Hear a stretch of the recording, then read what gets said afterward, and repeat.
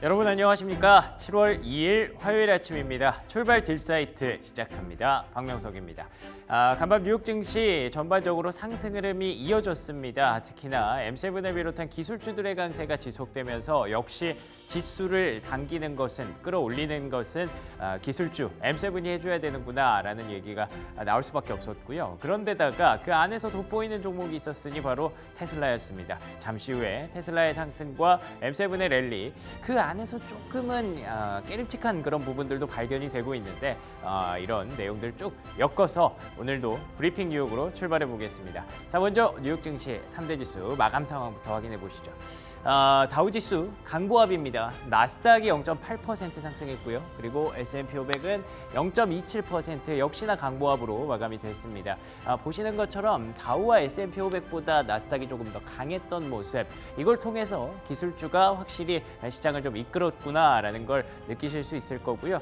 뭔가 조금 불안하다, 조금 이상하다라는 부분들이 있기는 한데 잠시 후에 금리 얘기를 하면서 한 가지 조금 말씀을 드려야 될 것 같습니다. 자, 그리고 테슬라가 6% 급등했습니다. 사실 장 초반에는 뭐 엔비디아 그리고 또 메타 이런 종목들이 좀 부침을 겪으면서 약간의 시장이 흔들릴 수도 있었거든요. 그런데 거기서 중심을 든든하게 잡아주고 엔비디아 같은 종목들까지 다시 상승 전환에 성공하게 만든 게 바로 이 테슬라의 급등이었습니다. 2분기 차량 인도량 발표를 앞두고 있는 상황인데 부진이 예상됐음에도 불구하고 급등했던 이유, 배경들 잠시 후에 확인해 보시죠. 자, 그리고 코인베이스 글로벌 5% 급등했습니다. 비트코인도 다시 최근에 조금은 정신을 차렸죠. 다시 바닥권에서 반등하고 있는 그림이어서 그런지 코인베이스 글로벌도 주목할 만한 그런 상승세를 보였고요. 아쉬웠던 종목으로는 보시는 것처럼 카니발이 있습니다. 5% 급락으로 마감이 됐는데요. 미국 남동부 해안에서 초대형 허리케인 베릴이 북상하고 있다고 합니다. 4등급까지 갔다고 하는데 제가 허리케인은 사실 저희는 이제 태풍이잖아요. 그래서 친하지가 않아서 뭐 정확하게 어느 정도인지는 모르겠습니다만 시속 200km 정도 굉장히 빠른 속도가 나오고 있다고 합니다. 그래서 카리브해 연안을 이동하는 이런 카니발과 같은 크루즈 선사들은 주가가 좀 하락을 했던 그런 안타까운 모습이 확인이 됐습니다. 자, 그러면 시장의 흐름을 만들었던 체크 포인트 첫 번째 포인트부터 한번 확인해 보시죠. 자, 먼저 경제 지표 하나 보고 가시죠. ISM 제조업 PMI입니다. 이번 주 초반에 가장 중요한 그런 경제 지표 중에 하나였는데요. 이뿐만 아니라 이번 주에 뭐 고용 지표들이 줄줄이 발표가 되기 때문에 이번 주는 매크로의 주간이 한 주가 되지 않을까 싶고요. 그래서 제조업 PMI를 조금 더 주목해서 봤던 건데 생각보다 우리가 기대했던 대로 좀 둔화가 좀 됐습니다. 역시 아직까지는 배드 뉴스가 굿 뉴스라고 봐야 될 것 같고요. 이 배드 뉴스의 흐름으로 인해서 뉴욕 증시가 조금 긍정적인 흐름을 보였다라고 보시면 될 것 같습니다. 그런데 원래 배드 뉴스를 우리가 기대하는 이유는 연준이 금리 인하에 대한 가능성이 조금 더 높아지기 때문이잖아요. 연준의 금리 인하 가능성은 확실히 높아졌습니다. CME 페드워치 기준으로 65%까지 올라갔는데 9월 금리 인하 가능성이 65%까지 올라갔는데 다음 장 주시면 요게 조금 눈에 걸립니다. 10년물 국채 금리의 흐름인데요. 보시는 것처럼 4.48%까지 어느새 또 올라왔어요. 제가 어제 이 그림 보여드리면서 그래도 박스는 좁아졌다, 그래도 하향 추세다라고 말씀을 드렸는데 이게 간밤에 3% 넘게 급등을 하면서 여기까지 목전에까지 차올랐습니다. 이렇게 되면 시장이 언제나 이게 트리거가 돼서 하락을 유발할 수 있는 재료가 될 수 있거든요. 이게 왜 이렇게 올랐는지 제가 좀 찾아보니까 트럼프 전 대통령이 집권할 가능성이 조금 더 높아지면서 트럼프 전 대통령이 돌아오게 된다면 대규모 감세안을 발표할 예정이잖아요. 근데 감세라는 게 이게 뭐 좋죠. 세금을 감면해 준다는 게 굉장히 좋은 일이고 증시에도 굉장히 부담을 덜어주는 그런 일인데 어딘가에서 세금을 줄이면 어딘가에서는 늘려야 되거든요. 그렇기 때문에 사실은 결과론적으로 인플레이션이 재상승할 수 있다라는 그런 논리가 시장의 어떤 지배적인 논리가 되고 있는 것 같습니다. 결과론적으로 말씀드리면 금리가 올랐던 건 지금 현재 시장이 불안하다기보다 트럼프 전 대통령의 복귀 가능성을 염두에 두고 이렇게 좀 올랐다고 하는데 글쎄요, 이 부분도 조금은 확인이 좀 더 필요할 것 같아서 혹시 내일이나 내일 모레쯤 계속 이 금리가 변동성을 보이면 하나의 체크포인트로 좀 더 살펴봐야 될 것 같아서 조금 걸리는 부분이 있었네요. 자, 그러면 두 번째 체크포인트 한번 확인해 보시죠. 두 번째 체크포인트는 뉴욕 증시에 대한 어떤 여러 가지 전망들 한번 가져왔습니다. 이제 하반기가 시작되다 보니까 다양한 기관에서 전망들을 발표를 하고 있습니다. 이 자료는 제가 CNBC에서 가져온 자료인데요. S&P 500이 상반기에 12% 이상 상승했던 해를 나열한 그런 자료라고 합니다. 보시면 1987년 제외하고 다 이쪽으로 향하고 있죠. 1987년도에는 좀 불안했던 증시 상황이 불안했기 때문에 하반기에 이렇게 증시가 20% 급락을 했던 경우는 있었지만 이건 사실 10개 중에 한 개면 예외라고 봐야죠. 네, 나머지 9개가 다 이쪽을 향하고 있기 때문에 최소한 한 10% 안팎의 어떤 상승세를 하반기에도 보여줄 것이다 라고 얘기가 나오고 있습니다. 웨드부시에서는 그 중심은 역시나 AI가 될 것으로 판단을 하고 있고요. 다음 장 주시면요. 뱅크 오브 아메리카에서는 역시나 똑같이 하반기에도 좋을 것이다 라고 얘기를 하지만 포인트로 대선을 잡고 있습니다. 대선이 아무래도 시장의 변동성을 유발할 재료는 되겠죠. 앞서 보셨던 것처럼 금리의 변동성도 지금 유발을 하고 있으니까요.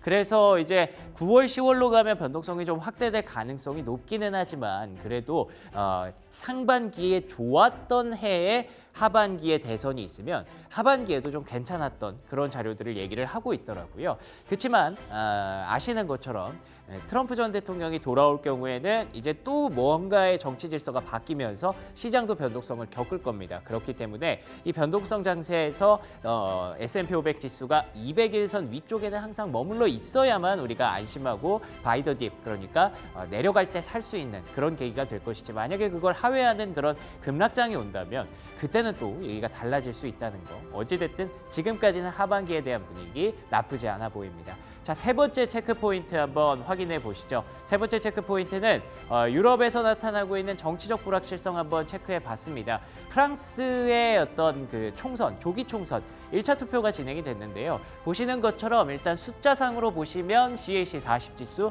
1% 넘게 올랐습니다. 1차 투표 결과 생각보다 우리가 흔히 얘기하는 극우 진영, 그러니까 RN 진영이 생각보다 득표율이 높지 않았다는 거죠. 일단 1등을 하기는 했는데요. 그래도 뭔가 과반을 획득하거나 그런 정도의 압도적인 모습은 아니었기 때문에 이게 불확실성이 완화로 작용을 하면서 이렇게 1% 넘게 프랑스 지수가 올랐습니다. 그런데 보시는 것처럼 긴 음봉이 만들어졌죠. 이 부분이 좀 중요한 그런 포인트라고 볼 수가 있겠는데요. 다음 장 주시면 프랑스 총선은 1차 투표로 끝나는 게 아닙니다. 1차 투표에서 일정 비중 이상을 득표한 사람들은 그대로 당선자가 되지만 그게 아니라면 그 안에서 2차 투표를 진행하게 됩니다. 근데 말씀드렸던 이 RN 전선 이쪽이 극우고요. NFP, ENS, 이 ENS가 지금 마크롱 대통령의 여당이거든요. 이게 2차 투표가 진행되면 지금 일단 프랑스 내부에서 극우가 뭐 과반을 가져가는 건 좀 막아야 되지 않겠느냐라는 얘기가 나오면서 다른 후보들의 연대가 계속 진행이 되고 있는데 과연 연대가 마크롱 대통령의 여당으로 진행이 될까요? 아니면 NFP라고 하는 오히려 극좌 연대로 진행이 될까요? 그렇게 되면 이게 지금 극좌가 조금 더 강한 상황이기 때문에 정말 극우 대 극좌로 나뉘어버리는 그런 상황이 올 수도 있단 말이죠. 그런 상황에서 프랑스 그리고 유럽 증시가 과연 이 정치적 불확실성을 견딜 수 있을 것이냐라는 게 또 하나의 변수로 여전히 남아있다고 합니다. 그래서 보셨던 것처럼 프랑스 지수가 쭉 급등을 했다가 상승분을 대거 반납하는 모습이 있었는데 이게 만약에 괜찮았다면 달러 인덱스, 그러니까 유로화가 조금 더 반등하고 달러 인덱스가 조금 더 완화되면서 계속해서 중소형주 단에서 혹은 코스피 국내 증시 단에서 위험자산 선호 심리가 조금 더 올라가는 계기가 될 수 있었는데 그 부분이 조금 아쉬운 포인트로 자리 잡았습니다. 어쨌든 큰 짐은 하나 덜었다는 점에서 프랑스 지수 반등한 부분들 챙겨가시면 좋을 것 같네요. 자, 그러면 이어서 특징주 세 가지 살펴보도록 하겠습니다. 자, 첫 번째 특징주는요. 앞서 말씀드렸던 것처럼 테슬라 안 볼 수가 없습니다. 무려 6% 급등을 했습니다. 드디어 테슬라가 움직이는 걸까요? 시장에서는 이 차트를 보면서 얘기를 좀 하고 있어요. 이게 주봉인데요. 주봉상으로 굉장히 중요한 기술적 돌파권을 뚫어냈다라는 얘기겠죠. 여기 보시는 대로 이 빨간색 라인, 여기가 이제 어떻게 보면 지지권이 될 수 있고 반대로 저항권이 될 수 있는 부분인데 그 저항권을 강하게 뚫어내면서 오늘 상승이 나왔기 때문에 테슬라가 좀 이제는 긍정적인 부분을 더 볼 수 있다라는 얘기들이 나오고 있습니다. 근데 제가 기술적 얘기를 드리는 이유가 있어요. 사실 펀더멘털적으로는 글쎄요, 좋아지는 게 과연 있을지 좀 애매하기 때문이죠. 최근에 5월에 테슬라가 그런 적이 있습니다. 2030년까지 매년 2천만 대씩 우리가 인도를 하겠다라고 얘기를 했는데 그 내용을 지워버렸거든요. 그게 올해부터 이제 자신감이 떨어졌다는 얘기로 우리가 해석을 하고 있었기 때문에 주가가 이렇게 바닥권에서 머무르는 계기가 됐었고 오늘 그러니까 오늘 오후 혹은 저녁에 테슬라의 2분기 인도량이 발표가 될 예정입니다. 그걸 보고 과연 시장이 어떤 반응을 보일지 여전히 좀 불확실하다라고 평가하는 게 맞을 것 같고요. 다음 장 주시면요. 그래도 테슬라가 이렇게 좀 올랐던 이유는 니오가 6월에 인도량이 좀 굉장히 좋았다고 하더라고요. 니오, 중국의 전기차 업체죠. 니오가 좀 6월에 긍정적인 인도량을 발표했기 때문에 테슬라도 기대해 볼 만할까라는 논리로 이어졌던 것 같은데 보시는 것처럼 니오의 주가도 이거 오르긴 했는데 이거 괜찮은 걸까라는 생각이 계속 듭니다. 이게 일봉으로 이렇게 보셔서 그렇지 뭐 주봉, 월봉으로 보시면 정말 낙폭이 장난이 아니거든요. 그렇기 때문에 아직까지 전기차 업종에 대해서는 조금 판단 유보가 낫지 않을까라고 보고 있습니다. 자, 그러면 두 번째 특징주 보시면요. 다음 장 넘겨주시죠. 두 번째 특징주부터는 간단하게 한번 확인해 보도록 하겠습니다. 보잉의 주가인데요. 보잉 역시나 고생을 많이 했던 종목이죠. 그런데 이번에 항공기 제조물, 구조물 업체를 인수를 하게 됐습니다. 원래 2005년에 팔았던 업체인데 그 업체를 다시 가져오면서 이제 공정을 조금 더 혁신을 가져가겠다. 보잉이 그동안 뭐 사고도 많이 났고요. 벌금도 많이 받았기 때문에 그에 대해서 이제 좀 부담을 갖고 있었는데 그 부분을 이번에 인수로 좀 해소할 수 있을까라는 기대감이 좀 나타났다고 합니다. 그런데 아시는 것처럼 보잉도 주가가 여전히 바닥권에 머물고 있고요. 그냥 간단하게 테슬라와 보잉이 움직였던 것만 얘기를 해보면 이제 시장이 최근에 계속 다른 쪽을 좀 보고 있다라는 말씀을 드렸었는데 엔비디아를 중심으로 한 쏠림이 조금씩 풀려나가는 과정에서 어느 정도 긍정적인 그런 순환이 나타나고 있다 정도로 해석할 수가 있을 것 같습니다. 자, 마지막 세 번째 특징주까지 간단하게 한번 볼까요? 지난번에 말씀드렸던 종목인데요. 추위, 그러니까 애완 그 용품들을 판매하는 그런 업체죠. 그런데 반려용품 업체가 급등 출발 이후에 급락을 보였습니다. 이게 하루 동안의 움직임이거든요. 분봉으로 나열을 한 건데 이게 그러니까 지난번에 말씀드렸던 대로 로어링 키티, 그러니까 밈 주식을 이끄는, 밈스탁을 이끄는 그 사람이 이 추이 지분을 한 6.6% 원래 갖고 있었대요. 그게 밝혀지면서 추이가 시장부터 급등을 했던 건데 그 이후에 뭐 전혀 그런 움직임이 나오지 않았습니다. 그래서 그냥 쭉 차익 매물이 다 출회되는 그런 모습으로 결과가 나왔기 때문에 그냥 이런 종목도 있습니다 정도로만 말씀드리면 될 것 같고요. 어쨌든 오늘 특징주 세 가지에서 말씀드리고 싶었던 포인트는 첫 번째로는 엔비디아를 중심으로 한 쏠림이 이제 테슬라까지 갈 정도로 확실히 좀 풀려나가고 있다. 낙폭과대주인 보잉도 반등하고 있다. 두 번째, 그리고 세 번째로는 시장의 유동성 여전히 계속해서 잔존하고 있다. 이런 추이 같은 종목, 게임스탑 같은 종목, 밈스탁이 움직이는 걸 보면 이제는 금리 인하에 대한 기대감 조금씩 형성되고 있다라는 결론으로 가능할 것 같습니다. 여기까지 브리핑 뉴욕이었고요. 좋은 주 캐스터 이어받아서 시황 브리핑 추가로 이어가도록 하겠습니다. 네, 간밤 글로벌 시장 살펴보도록 하겠습니다. 먼저 환율부터 살펴보실 텐데요. 외환 거래 시간 연장 첫날이었습니다. 우려했던 갑작스러운 환율 변동성은 나타나지 않았고요. 주간보다는 적은 거래량으로 2.5원 오른 1,384원에 거래 마쳤습니다. 국내 하반기 수출 채산성을 위해서라면 이 적정 원달러 환율 1,332원이 되어야 한다라는 조사 결과 나왔는데요. 오늘 있을 연준과 ECB 총재의 연설이 미국 달러의 향방을 결정하는 데 중요한 역할을 할 것으로 보입니다. 이어서 10년물 국채금리도 한번 확인해 보도록 하겠습니다. 채권금리가 오른 가운데 3.34% 오른 4.4%의 거래 마감했습니다. 최근에 안정세를 보이던 이 금리는 지난 주말부터 다시 올라가기 시작했는데요. 있는데요. 지난주 첫 TV 토론 이후 도널드 트럼프 전 대통령의 재집권 가능성이 금리 상승에 영향을 미친 것 같습니다. 이어서 유가도 한번 살펴보도록 하겠습니다. 안정세를 보였던 유가 2.4% 다시 상승했습니다. 이 중동과 러시아의 지정학적 공급 차질 가능성과 그리고 여름 수요에 대한 공급 우려도 작동한 모습이고요. 원자재 시황도 한번 살펴보도록 하겠습니다. 일반적으로 전 세계적으로 이 지정학적 리스크가 증가하면 금에 대한 선호도도 급격히 높아질 것으로 예상하는데요. 이러한 리스크가 정상화되기 시작하면서 금 가격도 안정적으로 0.06% 상승했고요. 은과 구리는 0.5% 상승세 보였습니다. 곡물 시장에서는 혼조세를 보였는데요. 옥수수, 밀, 대두는 상승세를 보였고요. 반면에 커피와 설탕 그리고 코코아는 하락했습니다. 마지막으로 경제 일정도 살펴보도록 하겠습니다. 오늘 미국 연방준비제도 파월 의장의 연설 예정되어 있고요. 미국 노동부 졸트 보고서 발표 예정되어 있습니다. 또한 라가르드 ECB 총재 연설 그리고 유럽 소비자 물가 지수까지 참고하시면 좋겠습니다. 그럼 지금부터 바로 프리미엄 미국 주식 시작하도록 하겠습니다.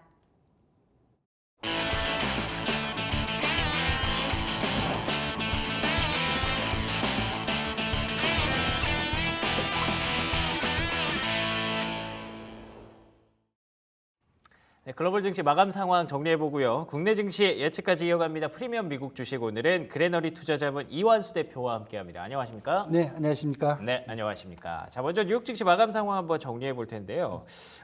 일단은 숫자만 보면 지수 좋았고요. 네. M7이 좀 강세를 보였습니다. 그쵸, 거기서 맞습니다. 테슬라도 눈에 띄는 모습이었는데 금리 급등이 조금 눈에 밟힙니다. 그쵸, 어떻게 네. 보셨나요? 네, 일단 오늘 같은 경우에는 이번 주에는 이제 4일에 독립기념일 때문에 휴장이 있고요. 예. 그 전날인 3일에 이제 조기 폐장하기에 거래일이 사실 3.5일밖에 안 돼요. 그러네요. 예, 그러다 보니까 좀 투자 심리가 좀 강하게 발휘됐다 이렇게 보셔야 될 것 같고요. 3대 지수 모두 이제 강세로 마무리됐는데 어제 이제 나온 이제 제조업 PMI 지표들이 좀 약간 아쉽게 나왔어요. 아, 그래서 그런가요? 예, 시장은 좀 심리가 꺾이지 않을까 생각을 했는데 그에도 불구하고 투자 심리가 강하게 나타나면서 상승세를 이끌었고요. 그 중에서도 보시면 저 테슬라를 비롯해서 마이크로소프트, 애플, 엔비디아, 여기에 이제 아마존까지 뭐 업종별 대형주들과 그다음에 기술주들이 시장을 좀 주도를 했다 이렇게 좀 보셔야 될 것 같고요. 네. 반면에 좀 국채 금리가 좀 크게 뛰면서 네. 약간 시장이 이제 상승폭을 좀 제한을 했다 이렇게 좀 보셔야 될 것 같습니다. 그 국채 금리 일단 급등한 거 간단히 좀 얘기를 좀 코멘트를 부탁드려도 될까요? 어떤 배경에서 금리가 올랐을까요? 네, 일단 최근에 이제 미국 경기 지표들이 이제 계속 지금 발표가 되고 있어요. 예. 발표가 되는데 어제 같은 경우에는 다른 것보다 이제 제조업 관련된 지표들이 좀 발표가 됐거든요. 예. 그래서 제조업 지표들이 생각보다 그렇게 좀 안 좋았다. 생각보다 이렇게 좀 보셔야 될 것 같아요. 예를 들자면은 어제 S&P 글로벌에서 발표한 6월 제조업 구매 관리자 지수가 예. PMI가 51.6으로 나타났어요. 그러니까 전달에 51.3에 비해서는 좀 높아졌는데 네. 시장 시장 전망치가 한 51.7였는데 이거보다 좀 낮아졌거든요. 그 다음에 ISM의 이제 제조업 PMI 같은 경우도 48.5로 나타났어요. 예. 이게 시장 전망치가 49.2였고 그 다음에 5월달이 48.7였거든요. 예. 이 부분까지 본다면은 시장 전망치뿐만 아니라 전달에 비해서도 좀 제조업 PMI 지수가 좀 밀리는 모습이었거든요.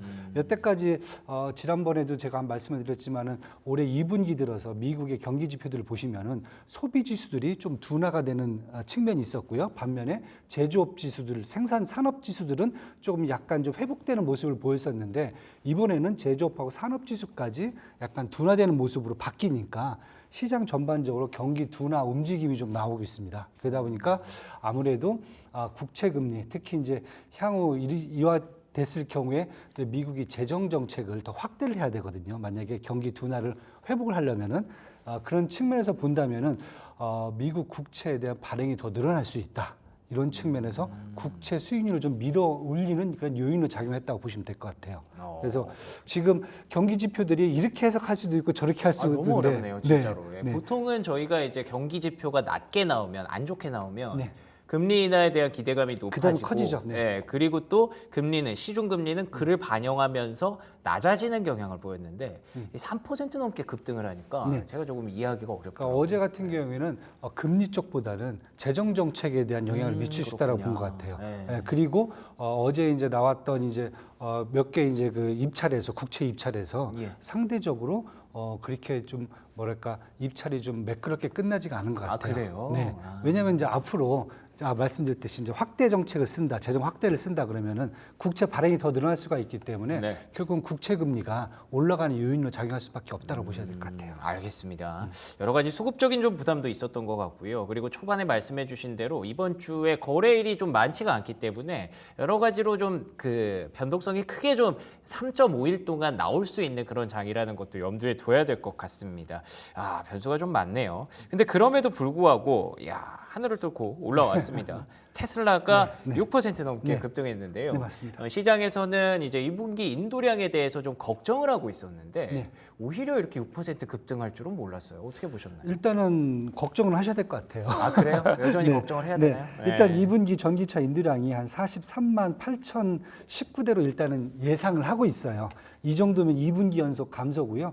그다음에 올해 사실은 이제 테슬라가 200만 대 목표를 지금 얘기를 하고 있는데 예. 여기에는 좀 미달할 것 같아요. 지금 그렇군요. 속도대로 본다면은 가장 큰 요인이 중국 시장에서 경쟁이 치러지면서 그 매출량이 감소했고요. 그다음에 저가 모델이죠. M2, M3 모델이 지금 아직 본격적인 양상이 좀 늦어지면서 수요가 둔화됐다. 거기에다 5월 달에는 유럽에서도 판매가 좀 부진했죠. 왜냐하면 유럽에서 전기차 보조금이 좀 감소가 됐고 리스 등 차량 운행 업체들의 수요 부진으로 이런 거 본다면은 아마 지금 판매량이라든지 인도량에 있어서는 예상치대로 감소하는 게 맞다. 올해 한 15% 정도 판매량 정도는 감소를 예상하고 있거든요. 그 수준대로 가고 있다라고 예. 보여지고요. 그 다음에 매출적인 측면에서도 본다면 올해 전반적으로 저가 모델이 좀 많이 나오면서 한 30% 정도 매출이라든지 영업이익이 좀 다운될 걸로 지금 보고 있어요. 그래서 시장에서는 올해 지금 목표 주가를 좀 약간 저 보수적인 데는 한 190달러 정도, 그 다음에 좀 공격적인데 워드부시 같은 데는 한 270달러까지를 지금 보고 있거든요. 예. 근데 제가 봤을 때는 300달러를 찍은 다음에 아마 한 30% 정도 매출 부진이라든지 이런 걸 감안한다면은 한 200달러 정도가 아마 펀드멘탈에 부합하는 수준이 아닌가라고 지금 보고 있고요. 시장도 지금 그렇게 보고 있기 때문에 지금 여태까지 200달러 밑에서 밑돌았는데 예. 지금은 한 200달러를 이제 어제 207달러까지, 왔죠. 209달러까지 올라갔어요. 예. 요 정도는 지금 봤을 때는 지금 펀드멘탈 전망치죠. 요 자리를 찾아가는 게 아닌가. 이게 뭐 고평가됐다, 저평가됐다의 문제가 아니라 그걸 찾아가는 그런 과정에 있고요. 그런 측면에서 지금 기관들이라든지 특히 이제 우리가 잘 아시는 돈나무 예. 예, 캐시우드 쪽에서 그런 분들은 밑에서 사죠. 예, 네, 계속 계속. 지금 예. 저가 매수세를 지금 붙잡고 가고 있기 때문에 그런 측면에서 본다면 테슬라는 지금 올해 전망치가 낮아진 부분에 대한 펀드멘탈을 수렴해가고 있다. 네, 이렇게 좀 보시는 게 좋을 것 같습니다. 알겠습니다. 혹시라도 저는 2분기 인도량 발표를 앞두고 이렇게 급등을 하다 보니까 조금 긍정적인 소식이 들리려나라고 약간 기대를 해봤는데 그런 건 아니었고요. 여전히 좀 걱정이 우려가 조금 더 높은 가운데 기술적으로 어쨌든 반등할 타이밍이 좀 된 것 같기도 합니다. 그래서 200달러까지는 펀더멘털적으로도 충분히 올라올 수 있는 그런 구간이었다라고 봐야 될 것 같고요. 앞으로가 오히려 또 걱정이네요. 그러면 이 외에 다른 기술주들은 좀 어떻게 보셨습니까? 테슬라가 너무 빛나다 보니까 네, 사실 맞습니다. 뭐 애플 이런 종목들도 2에서 3%씩 올랐는데 네. 잘 안 보이더라고요. 일단 뭐 엔비디아도 0.62% 정도 올라서 124달러까지 다시 조금 회복을 하고 있어요. 물론 예. 이제 이번에 이제 모건 스탠리가 목표 주가를 거의 이제 116달러에서 144달러로 상향 조정을 했습니다. 아마 이제 다음 분기 실적 발표가 지금 이제 8월달 초반에 있거든요. 엔비디아가 예. 그걸 감안해서 아마 7월 중순까지는 또 목표 주가에 대한 상향 조정이 나오지 않겠느냐.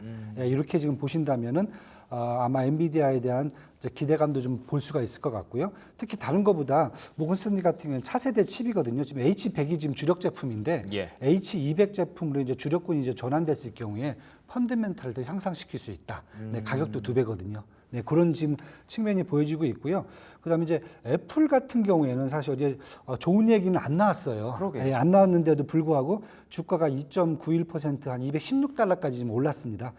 지금 보시면 이제 UBS가 어제 중국 스마트폰 업체 시장 점유율 이제 확대를 이유로 성장 제한을 우려하는 투자 의견 하락을 제시를 했었어요. 그러니까 어차피 지금 중국에서 스마트폰 시장이 이 애플보다는 이제 중국 업체들이 다른 업체가 많죠. 더 커진다. 그런데 실질적으로 데이터를 보니까 이번 이제 5월달에 전달에 52만 8천 대가 거의 나왔습니다. 지금 판매량이요. 3월달에는 12% 증가했고 4월달에 52%가 증가했고요. 그다음에 5월달에 40%가 늘어난 수치예요. 물론 이제 전 수치에는 지금 아직 도달하지 못했지만은 이런 측면에서 본다면은 괜찮지 않느냐 이런 얘기도 좀 전해지고 있고요. 하지만 반면에서는 대대적인 가격 하락 때문에 할인 때문에 이게 나온 분석이다라고 얘기를 하고 있고요. 그 다음에 하반기에 이제 AI 스마트폰 출시가 이제 본격화될 수 있다. 그렇게 되면 이제 기기 교체에 대한 수요가 커질 수가 있기 때문에 요걸 좀 보자. 그러면서 사실 애플에 대한 한쪽에서는 좀 불안감, 한쪽에서는 기대감이 지금 양비하고 있는 상황이라고 좀 보셔야 될 것 같아요. 어떻게 보면 테슬라도 그렇고요, 애플도 그렇고요. 확실히 좀 안 좋았던 얘기들을 주가가 충분히 반영하고 있었다라고 해석이 가능할 수도 있겠네요. 네, 맞습니다. 예, 네. 그런 것들을 어느 정도는 반영을 했기 때문에 이제는 하반기를 보는 관점에서 미래지향적인 그 주가들이 조금씩 만들어지고 있다. 오히려 기대감이 조금 쌓이고 있다라고도 해석할 수 있겠고요. 네. 좋습니다. 어쨌든 시장이 가려면 역시나 M7이 이렇게 움직여줘야 되고 엔비디아 혼자서 가기는 어렵습니다. 테슬라나 애플 같은 종목들이 같이 해주니까 이렇게 또 시장의 지수 상승 랠리가 좀 이어지는 것이 아닌가 그렇게 분석할 수가 있을 것 같고요. 지표 한번 넘어가 보도록 하겠습니다. 앞서 저희가 ISM 제조업 지표도 간단하게 얘기를 했는데 이번 주에는 그 무엇보다 고용 지표들이 줄줄이 발표가 되지 않습니까? 네, 맞습니다. 그래서 그걸 보면서 이제 매크로 장세가 다시 올 것이다라는 분석들이 있는데 대표님께서는 이번 주 증시 어떻게 보고 계신지 궁금합니다. 네. 솔직히 말씀드려 갖고 네. 노동 지표가 그렇게 큰 영향을 미치지 못할 것 같다. 그래요? 네, 일단 말씀을 좀 드려볼게요. 오늘이죠. 7월 2일 이제 화요일에는 노동부 그 구인 구직 5월달 거 보고서가 이제 발표가 되는데 네. 지난 4월달이 이제 80만 5,900건이 나왔어요. 네. 근데 이번 달 5월달 거죠. 5월달 지난 5월달 게 시장 전망치가 78만 6천 건이에요. 약간 감소할 걸로 지금 보여지고 있고요. 그다음에 7월 3일 수요일에는 주간 신규 실업수당 청구 건수가 지금 발표가 되는데 지난주가 23만 3천 건이에요. 근데 시장 전망치는 23만 5천 건입니다. 거의 비슷합니다. 그다음에 7월 5일 금요일에는 6월 실업률이 발표가 되거든요. 5월달 실업률이 전년 대비해서 4%였는데 이번 시장 전망치도 거의 4%다. 뭐 크게 변화가 크게 없네요. 변화는 네. 전망치가 이렇게 나오는데 그 이유가 딴 게 아니라 제가 이제 계속 또 말씀을 드려요. 여태까지 이제 지표를 보시면은 소매 판매라든지 소비 지수들은 약간 둔화가 되는 반면에 산업 지수라든지 제조업 지수들은 약간 회복을 하고 있다던가 아니면 어느 정도 견고하게 유지가 되고 있다는 거거든요. 그런 측면 후자를 본다면은 사실 생산이라든지 제조업 쪽 측면은 노동시장과 바로 연결이 돼 있습니다. 그렇죠. 그러다 보니까 노동시장의 견고함이 아직까지는 버틸 수 있다는 게 지금 시장의 지금 생산 얘기고요. 예. 그래서 지금 시장에서 얘기하는 게 지금 연준이 이미 이런 상황을 알고 있기 때문에 인플레이션이라든지 노동 지표보다는 경기 둔화에 먼저 민감하게 대응을 해야 된다는 시장의 목소리가 지금 커지고 있는 상황이라고 보시면 될 것 같습니다.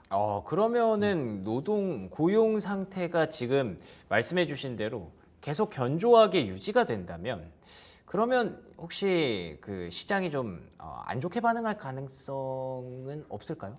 네, 계속 지금 그런 것에 대한 우려감이 사실 네, 있습니다. 걱정은 좀 하는데. 네, 걱정을 좀 합니다. 왜냐하면 노동시장이 견고하다는 것 자체는 이제 제조업하고 노동시장을 하나를 틀로 지금 보고 있거든요. 그렇죠. 이쪽은 소비시장이 있는 거고. 네. 근데 한쪽 축이 버티고 있다라고 얘기가 되면은 그러니까요. 경기 둔화가 크게 진행이 안 될 수가 있다는 거죠. 인플레이션도 크게 잡을 수 없다는 뜻도 그리고 되고. 올해 경제 성장률도 벌써 상향 조정을 해버렸어요.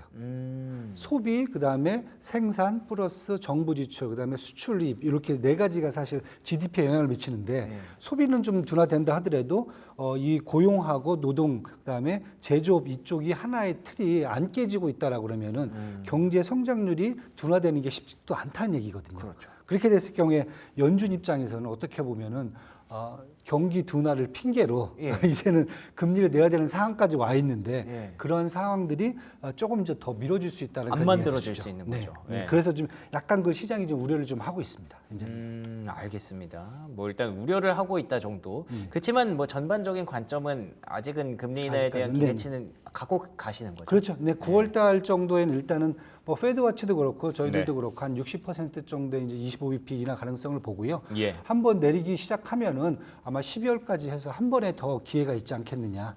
왜냐하면은 인플레이션이 2.0%까지 가야 된다는 부담감을 일단 버리게 된다면은 그 다음부터는 기준금리를 충분히 내릴 수 있는 여지는 충분하다. 왜냐하면 ECB 같이 이제 유럽 중앙은행도 마찬가지고 그다음에 캐나다 중앙은행도 이미 경기 둔화를 이유로 지금 기준금리를 내리고 있는 상황이거든요. 네. 그래서 이런 측면에서 본다면은 아마 연준도 인플레이션인지 노동 지표를 보는 것보다 경기 둔화 쪽으로 관심을 돌려서 그 기준금리를 내려야 한다면 한 2번 정도까지는 가능할 수 있다 이렇게 지금 보고 있습니다. 알겠습니다. 뭐 탄탄한 고용이 나올 것 같아서 시장에 대해서 분위기가 막 강하게 살아나기는 좀 어려울 것 같기는 한데 말씀해 주신 것처럼 연준이 고용 지표를 어떻게 보면 약간은 좀 안 보려고 노력할 수 있을 것 같아요. 그렇기 때문에 일단 시장의 변동성은 크지 않을 수 있다라는 관점으로 이번 주 어떤 고용 지표들 정리해 보고요. 내일 또 고용 지표가 나오면 ADP 민간 고용 보고서가 나오면 대표님과 또 얘기를 한번 들어보도록 하겠습니다. 정치적 불확실성 간단하게 하나만 얘기해 볼까요? 뭐 대선 전국도 있습니다만 간밤에 유럽 증시가 좀 크게 올랐다가 빠졌다가 뭐 흔들리더라고요. 네, 맞습니다. 프랑스 정치 불확실성 어떻게 보십니까? 지금 약간 좀 뭐랄까 좀 변동성이 커질 것 같습니다. 그래요. 네네. 왜냐하면은 지금 다른 것보다 지금 이제 프랑스 같은 경우 정치 구조가 좀 특이해요. 예. 저희가 뭐 다들 대통령제로 알고 있는데 네. 대통령을 이제 직접 국민이 선출하고요. 그 다음에 의회가 총선을 통해서 승리한 여당이 총리를 또 이제 선출해 갖고 공동 정부를 구성하는 시스템이에요. 근데 이번에 보시면은 극우 연합이죠. 극우 정당인 국민연합이 33% 일단은 주도권을 잡았습니다. 예, 그렇죠. 그래서 이제 7일날 이제 2차 투표를 통해서 아마 이제 다수당이 될 걸로 예상이 됩니다. 그러면은 여소야대가 돼버린 거죠. 그렇죠. 그러면은 총리의 권한이 더 강해질 수가 있습니다. 그렇게 됐을 경우에 지금 얘기가 나오는 게 국민연합의 공약을 보면은 일단은 로마 카톨릭 교리를 복원하겠다. 낙태 반대죠. 두 번째는 이슬람 이 사람들의 이민을 제한하겠다. 그다음에 세 번째는 EU에서 유럽연합에서 주권을 강화시키겠다.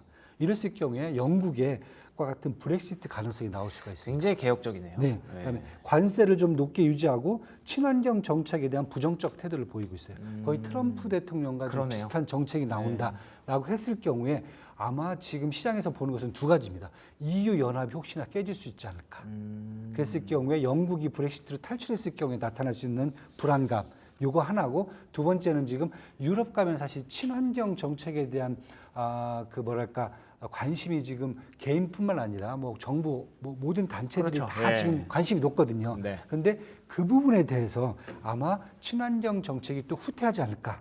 그 후퇴하는 것은 이제 미국에서도 봤잖아요. 저희가 트럼프 대통령 집권 기간 동안에 미국 내에서 친환경 정책이라든지 글로벌 전체 친환경 정책이 후퇴하는 측면에서 친환경 산업들이 또 후퇴를 하는 그럴 것을 수 봤거든요. 있죠. 예. 그래서 이런 측면에서 본다면은 아마도 만약에 대통령은 이제 마크롱이 이제 하고 있고 그 다음에 의회는 만약에 국민연합 같은 극우 정당이 정권을 잡았을 경우에는 예. 아마 전반적인 EU 연합에서의 어떠한 문제가 좀 크게 나올 수 있다. 이런 부분들이 지금 시장에 적용이 되는 것 같습니다. 그러면은 그게 뉴욕 증시라든지 국내 증시에도 어느 정도 영향을 줄 수 있는 재료가 되는 거죠? 그렇죠. 왜냐하면 과거에 이제 우리가 영국의 브렉시트 예. 봤을 때 환율이 일단 움직이는 측면이 강하고요. 특히 유로화 움직일 수 있는 측면이 강하고요. 그 다음에 유로 내 국가들의 국채라든지 이런 수익률이 또 움직일 수 있는 측면이 강합니다. 이렇게 됐을 경우는 결국 주시장에도 영향을 미치는 것은 당연하다. 이렇게 보셔야 될 것 같아요. 알겠습니다. 오늘 사실 초반에는 이제 테슬라 그리고 M7 종목들의 강세 이렇게 좀 긍정적인 얘기로 출발을 했는데 10년물 국채 금리 급등했고요. 그리고 또 고용 보고서에 대한 어떤 불확실성 여전한 것 같고요. 프랑스 정치 불확실성에 대선 불확실성까지 이렇게 조금 걱정할 거리가 많아지고 있는 것 같은데 국내 증시에 어떤 영향을 줄 수 있을지 국내 증시 전망 간단히 좀 부탁드립니다. 네, 일단 뭐 기술주들이 그 종목별로 차별화를 보면서 강세를 지금 지속하고 있거든요. 이거에 대해서 동조화를 할 거다. 국내 증시도. 그런데 지금 보시면 기술주들뿐만 아니라 업종 중에서도 대형주만 가고 있어요. 미국 그래서 국내도 마찬가지로 최근에 보시면 반도체든 자동차, 제약바이오, 2차 전지에서 대형주가 약진을 하고 있다. 그래서 아마 이제 투자를 하실 때는 일단은 미국 시장 동조화되는 부분을 좀 확인하셔야 될 것 같고요. 기술주들의. 예. 그리고 될 수 있으면 대형주 위주로 가야 된다. 이렇게 지금 하나를 보여줄 수가 있겠고요. 그다음에 환율이 이제 쉽게 떨어질 것 같지는 않아요. 그렇군요. 물론 어제 이제 6월 수출입 현황이 이제 발표가 되면서 수출은 전년 대비 5.1% 상승했으나 수입은 한 7.5% 감소했어요. 그래서 무역량 전반적으로 보면은 전년 대비 1.1%가 줄어들었어요. 이걸 본다면은 아마 수출 쪽에서 달러 강세, 원화 약세는 좀 더 유지가 될 수가 있다. 그런 측면에서 본다면 수출주들 관련되는 자동차하고 조선주 쪽, 그다음에 중국의 소비 수혜주들은 계속 붙잡고 가되 단 대형주 쪽으로 더 먼저 손을 좀 뻗치시는 게 좋지 않겠느냐 이렇게 지금 보여집니다. 알겠습니다. 수출주 중심의 대형주 중심 대응, 여전히 시장에서 어떤 투자 전략이 달라진 건 없네요. 그렇지만 여러 가지로 좀 걸리는 부분들, 불확실한 부분들이 있어서 그런 부분들 잘 챙겨 가시면서 투자 돌다리 한번 두드려 보시면서 건너시기 바랍니다. 지금까지 그레너리 투자자문 이완수 대표와 함께했습니다. 오늘 좋은 말씀 고맙습니다. 네, 감사합니다. 네, 여기까지 뉴욕 증시 마감 상황 정리해봤고요. 국내 증시 전망으로 이어갑니다. 최인 앵커의 브리핑 서울로 함께하시죠. 네, 브리핑 서울로 함께하겠습니다. 오늘 국내 증시 기대를 해볼 수 있을까요? 간밤에 6월달 ISM 제조업 PMI 지수가 나왔습니다. 48.5가 찍히면서 예상보다 더 둔화된 숫자가 나왔죠. 금리 인하에 대한 기대감을 한층 더 고조시킬 만한 이슈가 나와준 건데 간밤에 뉴욕 증시 하반기의 그 첫날 스타트가 굉장히 좋았습니다. 나스닥에 또 한 번 사상 최고치를 찍었던 간밤이었었는데 오늘 국내 증시도 그 흐름이 이어질지 주목을 해봐야 되겠습니다.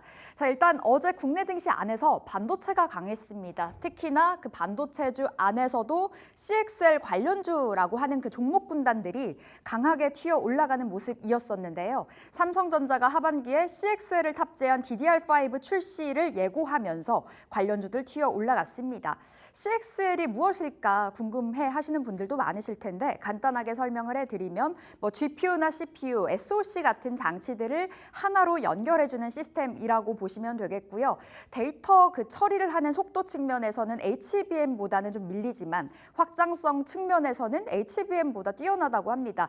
이론만 살펴봤을 때 그 메모리를 좀 그 용량을 무한대로 확장까지도 가능하다라고 이야기가 나와주고 있는데 아무래도 HBM만 놓고 봤을 때는 SK 하이닉스에게 주도권을 넘겨준 삼성전자이죠. 그렇다 보니 CXL만큼은 우리가 꽉 잡겠다로 좀 풀이가 되고 있고요. 어제도 말씀드렸었는데요. 비만 치료제 우리 시장 안에서 강하게 흘러가고 있습니다. 우리 시장뿐만 아니죠. 전 세계적인 메가 트렌드라고 보시면 되겠는데 노보노디스크, 일라일리 그리고 하반기에는 암젠까지 좀 기대감이 커져가는 분위기입니다. 간밤에 일라일리가 또 한 번의 52주 신고가를 새롭게 썼는데요. 어제 국내 증시 안에서 비만 치료제 관련주들 또 한 번 날아가는 모습이었습니다.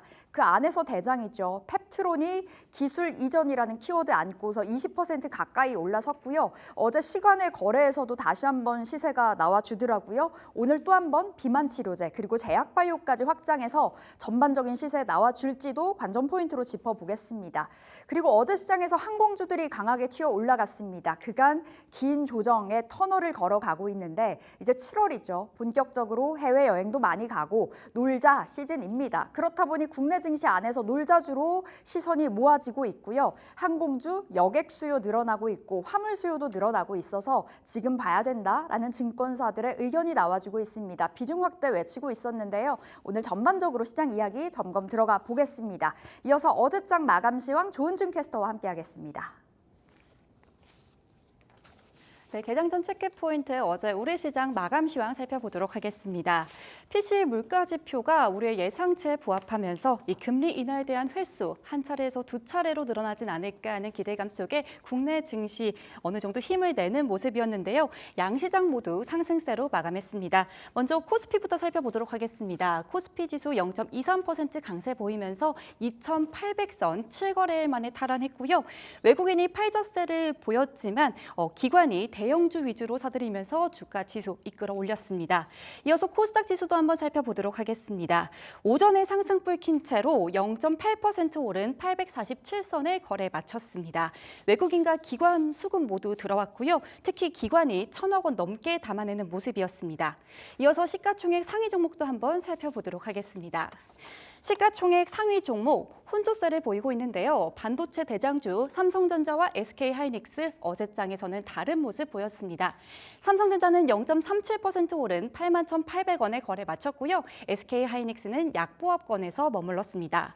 반면에 삼성바이오로직스가 4.4% 상승하면서 크게 눈에 띄는데요. 이 4공장의 본격 가동으로 바이오 약품 CDMO 계약 수주를 늘렸고 또 내년 4월에 5공장 완공을 앞두고 하반기 수주가 몰리고 있는 상황입니다. LG 에너지솔루션도 어제 6% 넘게 상승했습니다. 저가 매수세가 유입된 모습이었고요. 완성차주는 잠시 쉬어가는 모습 보였습니다. 이어서 코스닥 상위 종목도 한번 살펴보도록 하겠습니다. 코스닥 상위 종목들은 대부분 빨간불을 켰습니다. 에코그룹주 3% 그리고 3%, 2% 나란히 상승불 폈는데요. 제약바이오도 강세 보였습니다. HLB, 센트리온 제약, 그리고 7위권에 머물렀던 삼청당 제약까지 모두 상승불 켰고요. 또한 변동성을 크게 보였던 엔캠도 어제는 7% 넘게 상승한 모습이었습니다. 이렇게 7월의 첫 장은 어땠는지 함께 살펴보았는데요. 더 자세한 이야기 궁금한 종목 Y에서 함께 하시겠습니다. 네, 궁금한 종목 Y에서 오늘장 대비해 보도록 하겠습니다. 주식회사 플래처 김덕호 대표 모셨습니다. 안녕하세요, 대표님. 네, 반갑습니다. 네, 국내 증시 오늘 어떻게 흘러갈 것인가 좀 전망과 함께 대비책 세워보려고 하는데 첫 번째 반도체부터 이야기 나눠보도록 하겠습니다. 어제 대표님 반도체주가 또 한 번 핫했고 특히나 CXL이라는 키워드 달고 있는 종목 군단들의 강세가 돋보였었잖아요. 오늘도 다시 한번 달려줄 거라고 보시는지 좀 이제 시작일까요, CXL? 사실 CXL이 조금 갑작스럽게 좀 부각이 됐었죠. 사실 이제 CXL 관련해서 이제 기사가 나왔던 것도 뭐 삼성전자가 이번에 뭐 레드헬 인증을 했다 뭐 이런 기사들이 나왔는데 사실 이 레드헬 인증 기사도 6월 25일 날 삼성전자에서 발표를 이미 했던 내용입니다. 꽤 됐네요. 그러니까 오히려 시차를 좀 감안을 해봤을 때면은 오히려 일주일 전에 상승했어야 되는데 이 6월 25일 날 사실 이제 섹터별로 좀 상이하게 상승했던 종목들이 워낙 많다 보니까 네. 이 부분들이 좀 묻혀갔던 것 같아요. 그래서 이제 오히려 CXL 부분들이 다시 부각을 받는 거는 이제 어제가 이제 하반기의 첫 거래일이기 때문에 그동안 잊혀졌던 섹터들이 다시 한번 재소가 됐다 이렇게 보시는 게 좀 합당하다라고 말씀을 드릴 수 있을 것 같습니다. 그래서 일단 큰 틀에서 보신다면은 우리가 그동안 삼성전자가 사실 HBM만 이제 많은 분들이 거론을 하셨는데. 자, 4월부터 되기 시작하면서 갑자기 증권가에서 레거시 부분을 봐야 된다. 레거시 부분의 가격에 평균 가격이 올라가고 있다. 이 부분들을 이제 소개를 하기 시작합니다. 그러면서 이제 얘기가 나온 것이 다시 이제 전통적인 디램 반도체에 대한 가격들의 부분들을 추정을 하면서 삼성전자 실적이 다시 긍정적으로 나올 것이다. 그렇기 때문에 우리가 마이크론 실적을 주목을 해야 한다. 이런 얘기들이 나왔다는 거죠. 큰 틀에서 보면은 결국에는 우리가 이 CXL도 그렇고 HBM도 그렇고 결국에는 연산 처리 부분에서는 반드시 필요할 수밖에 없는 상황이다. 근데 문제점이라고 한다면은 지금 이제 이 CXL 2.0 버전을 지원하는 CPU를 아직 이제 출시가 안 된 상태입니다. 원래는 지난 2분기 때 이제 인텔에서 CXL 2.0을 지원하는 CPU를 출시할 것으로 계획이 발표가 됐었는데 이 부분들이 지금 지연이 됐어요. 그럼 오히려 이 CXL 부분들이 반영이 되는 게 한 차례 미뤄졌기 때문에 이번 하반기에서 다시 한번 CXL 테마가 조금 살짝 부각이 되지 않을까. 그러면 여기에서 만약 인텔이 CXL 부분을 자극만 해준다라고 하면은 사실 국내 시장에서도 좀 자극을 굉장히 좀 탄력을 받을 것 같은데 아직까지는 CXL 부분이 이제 기대만 있고 실질적으로 뭔가 좀 주목을 잘 못 받는 이유 중 하나가 시장 규모가 2022년 기준으로 말씀드리면 굉장히 작습니다. 그러니까 170만 불밖에 안 됩니다. 네. 그러니까 전 세계 규모가 CXL이 이거밖에 안 되는데 이걸 호환을 한다라고 하면은 뭐 지금도 CXL이 호환 가능성 때문에 다 주목을 하고 있지만 이거 호환 가능하다고 하면 왜 시장이 이거밖에 안 됩니까? 이런 지적의 목소리가 나온다는 거죠. 그러다 보니까 당장의 시장에서는 반도체 쪽은 아무래도 우리가 HBM을 보는 게 바람직하다. 당장 적용 가능하다라는 기대감 때문에 좀 주목을 받지 않았나라고 보고 있습니다. 어제 CXL 관련해서 좀 달려줬는데 단발적인 그 흐름일 수도 있겠네요. 대표님의 말씀대로라면요. 일단은 뭐 하반기에 가시적으로 무언가 이렇다 할 만한 재료가 나와주지 않는 이상 하반기 시작이어서 좀 묻혀있던 섹터가 올라온 거다로 풀이를 해야 된다는 거죠. 그렇죠. 오히려 이제 조금 잠잠해졌을 때 다시 한번 뭐 매매 공략을 좀 하시는 게 좋을 것 같고 그럼 특히 이제 지금은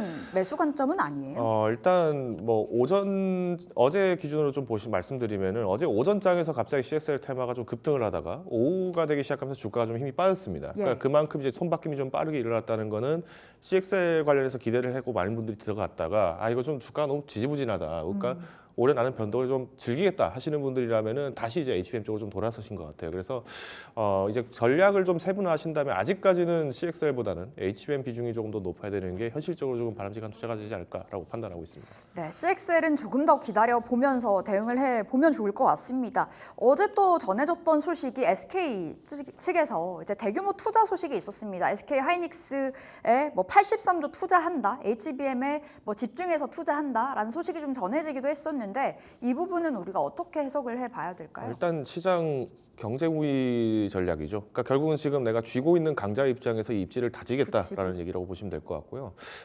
제가 지난 5월에서 6월 되면서 좀 재밌는 이슈를 하나 좀 발견을 했는데 마이크론 테크놀로지가 지금 반도체 회사들 특히나 이제 고객사들을 대상으로도 특허 침해 소송을 지금 걸고 있고 SK 하이닉스한테도 걸었어요. 근데 SK 하이닉스도 마이크론 테크놀로지에게 특허 소송을 걸었는데 원래 반도체 업계가 사실은 나눠 먹기를 하자라는 식의 전략이 굉장히 강합니다. 그러다 보니까 오히려 반도체 업계에서의 가장 특징이라면은 특허 소송을 그렇게 잘 걸지 않았습니다. 근데 오히려 지금 특허 소송을 서로에 걸고 있다는 건 무슨 말이냐면은 뭔가 이 침해를 당했으니까 나한테 보상해달라 이런 얘기가 아니라 나 이제부터 HBM 우리만 만들 거니까 더 이상 다른 사람들 들어오지 마라고 하는 일종의 진입장벽을 만드는 것과 동일합니다.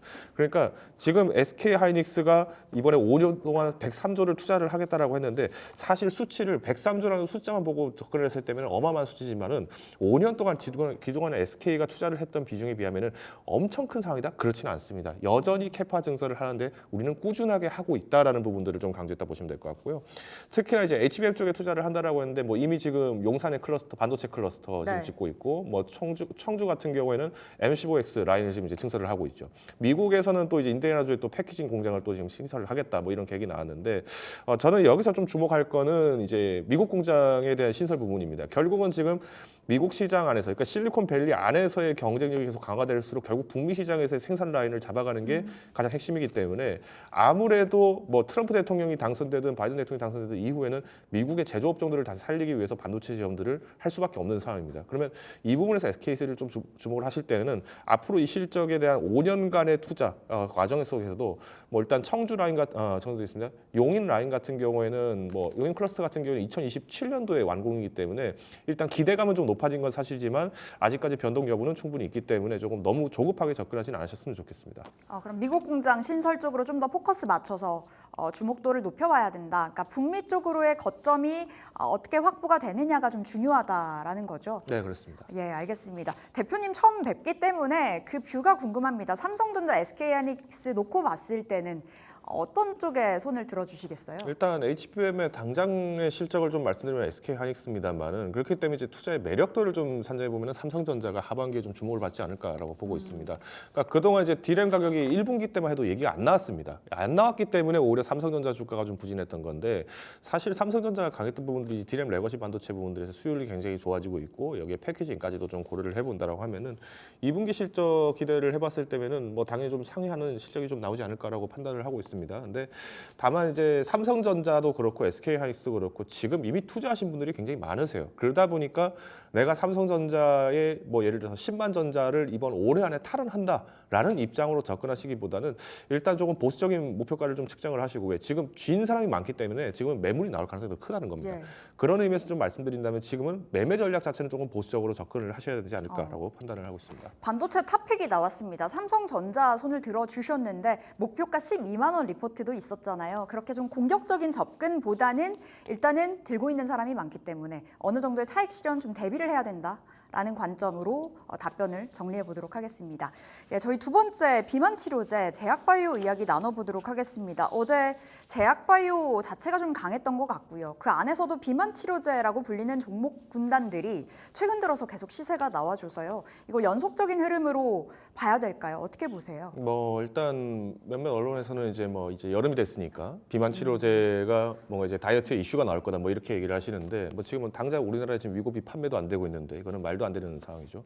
오히려 그러면 이제 비만 치료제가 이슈가 붙은 것도 이것도 사실은 지난 이제 6월 21일부터 24일 날 미국에서 열렸던 미국 당뇨학회 이후에 대한 포지션이 이제 7월에 다시 하반기로 좀 옮겨졌다 이렇게 말씀드릴 수 있을 것 같습니다. 그러니까 일부 종목에 한해서만 급등세가 좀 연출되고 뭐 사실 뭐 자체적으로 이제 국내에서 만들고 제조하고 있는 이제 비만 치료제를 뭐 한미약품이 또 준비를 하고 있는데 이 부분들은 오히려 좀 주가가 좀 평가가 절하가 많이 됐었죠. 그러니까 전반적으로 좀 보실 때면은 화장품주만큼의 매력도나 시장 성장성이 있느냐의 부분들에서는 분명 긍정적이라고 볼 수 있을 것 같습니다. 특히나 우리가 이제 위고비 같은 경우에는 한 달치 처방을 받으면은 이게 북미 가격 기준으로 약 180만 원 정도 됩니다. 한 달에 180만 원입니다. 네. 그러면 이 한 달에 180만 원이고 그리고 이제 여기에서 치료 방법이 어떻게 되면은 주당 1회 주사 치료를 받는다는 입장 때문에 이게 가격이 많이 높아진 겁니다. 한 주에 1회. 그렇죠. 예. 그렇죠. 그러니까 원래는 기존 제품 같은 경우에는 하루에 매일 하나씩 주사를 맞아야 되는데 이게 아무리 살 빼는 건 좋지만 이거를 갖다가 매일 주사 맞는다는 게 이게 좀 쉽지는 않습니다. 그러니까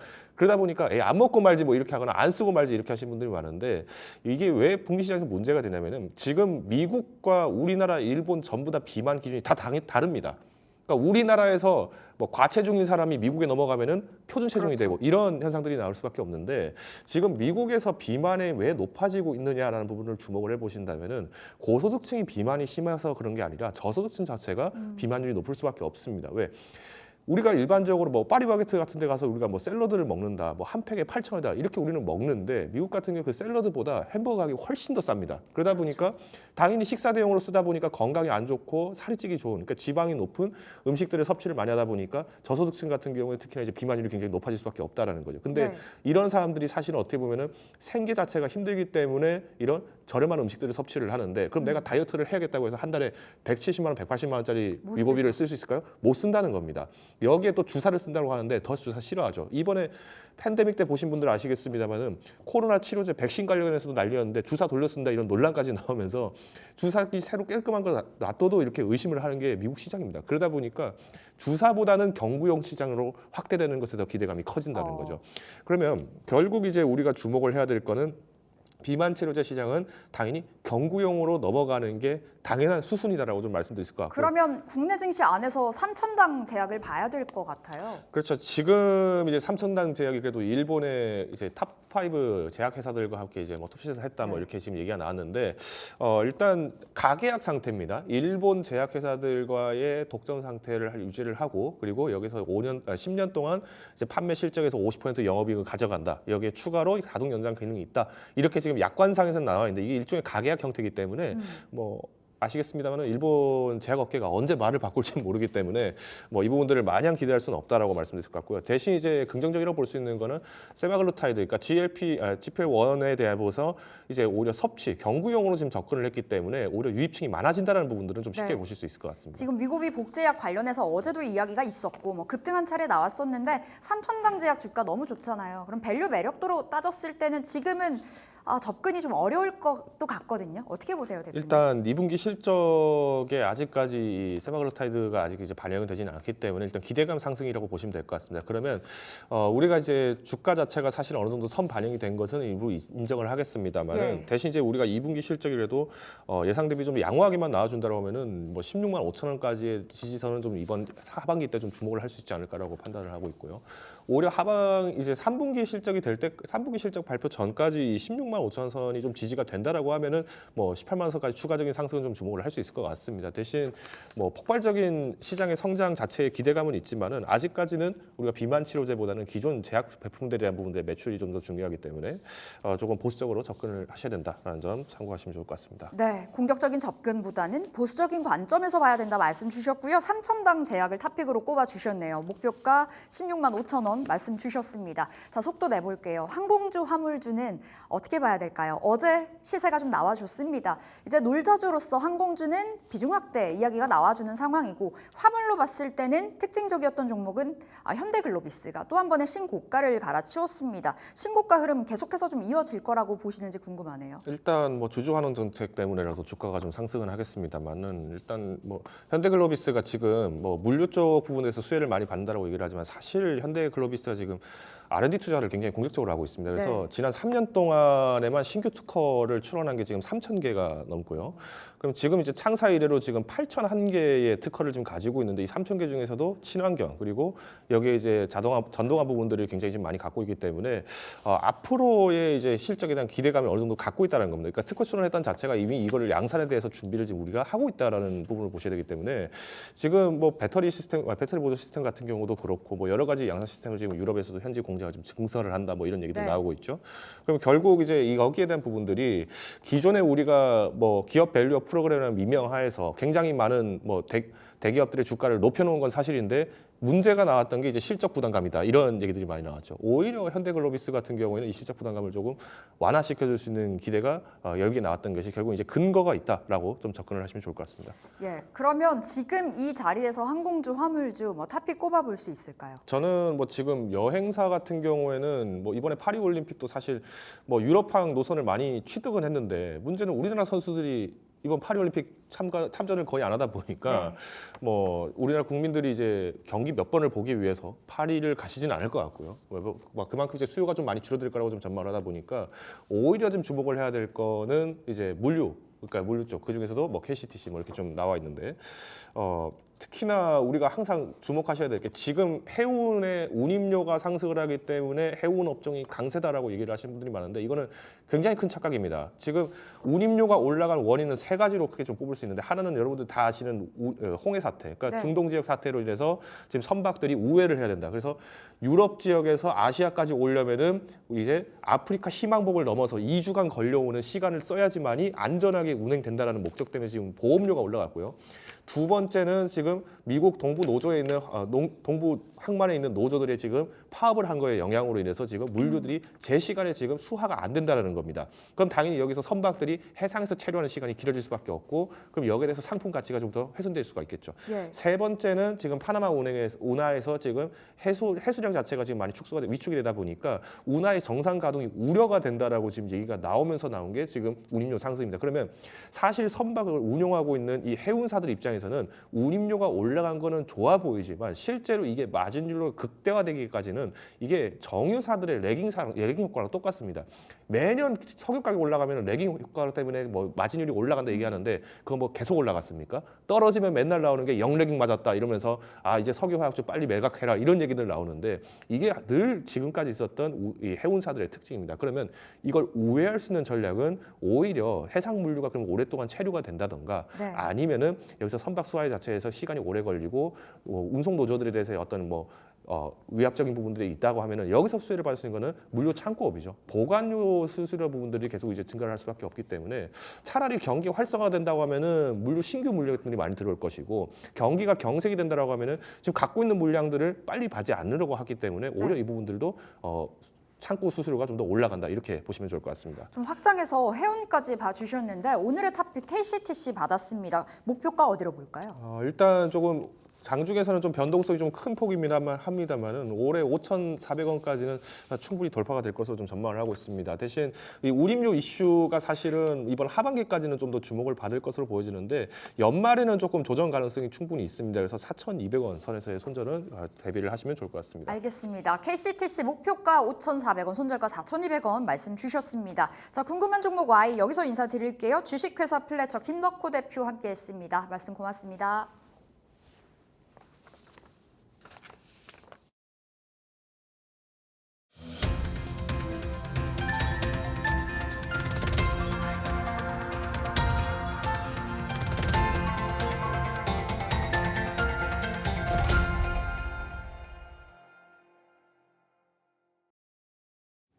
네, 오늘의 3픽 이어가겠습니다. 오늘도 함께하는 IS셋 송범선 실장 모셔보겠습니다. 실장님 안녕하세요. 네, 안녕하세요. 송범선입니다. 네, 안녕하십니까. 오늘의 픽은 어떤 종목일까요? 네, 오늘 셀트리온 가져왔습니다. 셀트리온. 어제장에서 셀트리온, 삼성바이오로직스, 제약바이오 섹터가 강했는데 그 강세 이어갈 수 있을지 궁금합니다. 어떤 배경으로 픽을 해주셨을까요? 네, 일단은 전체적인 바이오 시장이 살아난다라는 거를 우리가 먼저 초점을 봐야 되겠습니다. 여기에서 시장 흐름 바이오로 매기가 몰리고 있는데 중요한 거 어제 7월 1일 첫 증시잖아요. 네, 그래서 어떻게 보면 하반기가 이제 시작된다라는 건데 바이오의 문을 활짝 열었습니다. 바로 비만 치료제.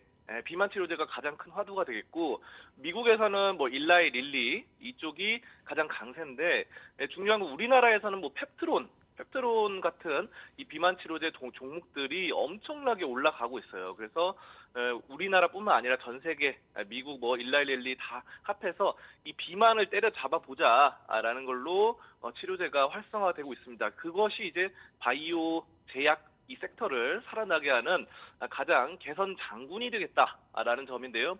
저는 근데 왜 펩트론이나 이런 종목들은 추천하지 않고 셀트리온을 가져왔느냐? 그거를 말씀드리면은 일단 뭐 펩트론이나 뭐 인빈티지랩 이런 종목들은 너무 많이 올랐어요. 어제만 보더라도 18% 올랐죠. 근데 저는 막 하루에 막 18% 오르고 20% 오르고 뭐 이렇게 올라가는 거를 따라가는 걸 좀 약간 부담스러워합니다. 굉장히 좀 부담스러워요. 여러분도 이 추격 매수를 약간 좀 안 좋게 생각하셔야 돼요. 인빈티지랩 뭐 이렇게 상한가하고 이러는데 이거 어떻게 따라갑니까? 그래서 저는 좀 안정적으로 좀 투자를 우리가 이제 버는 것보다도 지키는 게 굉장히 중요하거든요. 그래서 제가 오늘 고른 종목 셀트리온이다. 물론 셀트리온은 이제 비만 치료제랑은 좀 상관이 없어요.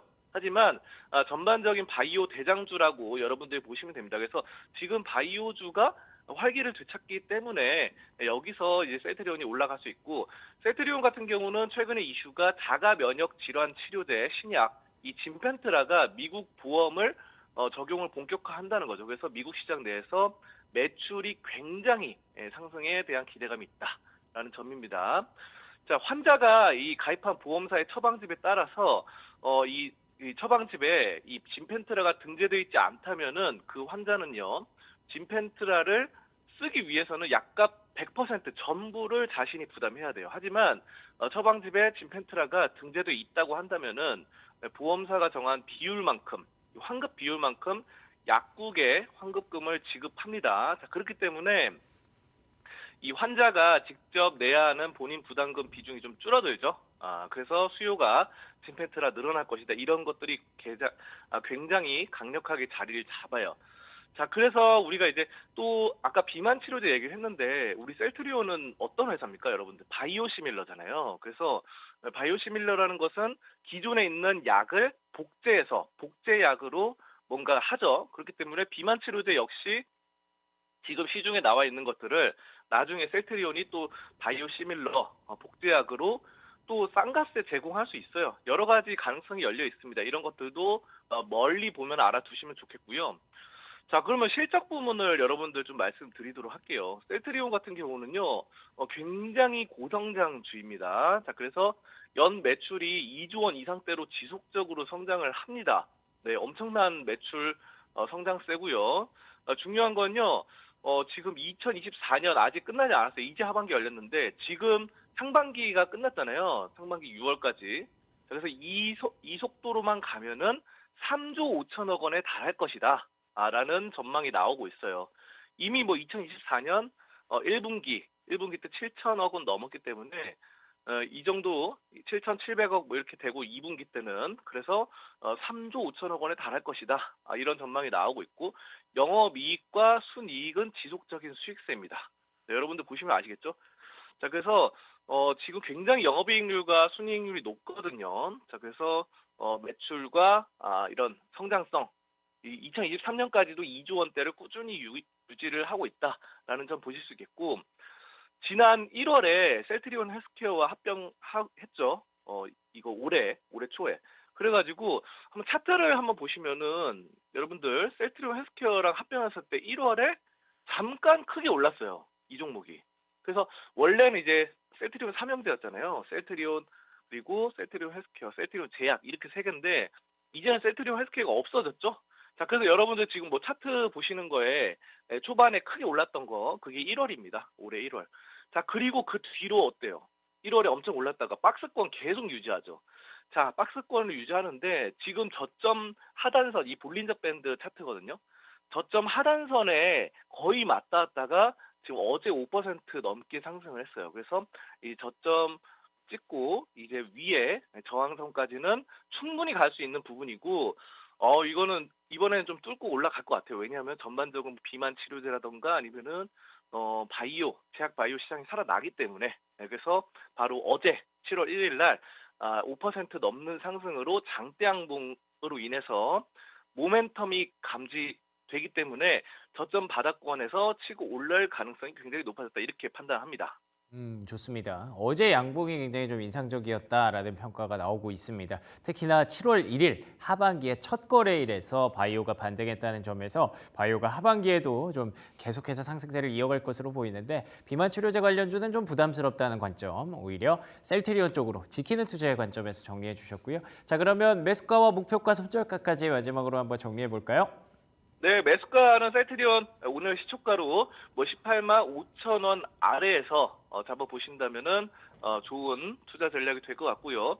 목표가는 사실 이거는 굉장히 좀 크게 봐도 됩니다. 셀트리온 자체가 우리나라를 대표하는 그런 바이오 기업이기 때문에 근데 1차 목표가만 먼저 말씀드리면 21만 원 보시면 되고 그 뒤에 추세 상황 보면서 일단은 1차 목표가에서 부분 매도 전략하시고 나머지 물량은 쭉 추세 따라서 가져가시면 좋을 것 같고요. 손절가는 17만 원 선으로 잡아보시면 되겠습니다. 하지만 손절가 거의 오지 않을 확률이 높다. 이렇게 해서 우리가 셀트리온 성공적인 투자로 이어나가셨으면 좋겠습니다. 좋습니다. 매수가는 시초가 매수 전략이고요. 목표가 1차 목표가 21만 원, 손절가는 17만 원으로 정리했습니다. 지금까지 송범선 실장과 함께했습니다. 실장님 좋은 말씀 고맙습니다. 감사합니다. 네, 그러면 이어서 앵커의 픽으로 이어가 보도록 하겠습니다. 제가 오늘 가져온 픽은요. 비나텍이라는 종목입니다. 슈퍼커패시터라는 걸 생산하는 기업이고요. 찾아보시면 알겠지만 그냥 건전지랑 비슷하게 생겼습니다. 건전지랑 비슷하게 생겼는데 그 구석에 이렇게 어디가에 꽂아주는 그런 게 있어요. 그래서 이게 2차 전지와 슈퍼커패시터의 장단점이 좀 명확하다 보니까 2차 전지를 ESS에 활용하기에 조금 부담스러울 때 슈퍼커패시터를 많이 활용한다고 합니다. 그래서 ESS 향 관련주라고 보시면 될 것 같고요. 그러다 보니까 이제 수소 연료 전지까지 가는 관점에서도 이 슈퍼커패시터 비나텍의 역할이 조금 더 증대될 것으로 예상이 됩니다. 제가 특히 이 종목을 가져온 이유는요.